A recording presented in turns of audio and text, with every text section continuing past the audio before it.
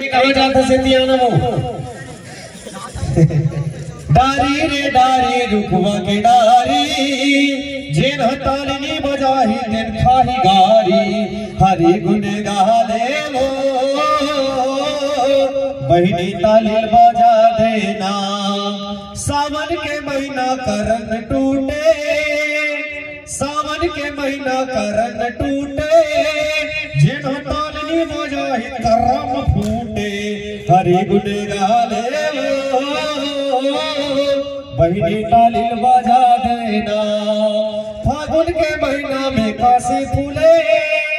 फागुन के महीना में काशी फूले भजन तालिनी बजाई तन फांसी झूले हरि गुण गालेगा भैया तालिल बजा देना जोरदार ताली आप सबके हाथ ले हमारे बहिनी के नाम आप सब बजाओ बहुत बहुत धन्यवाद।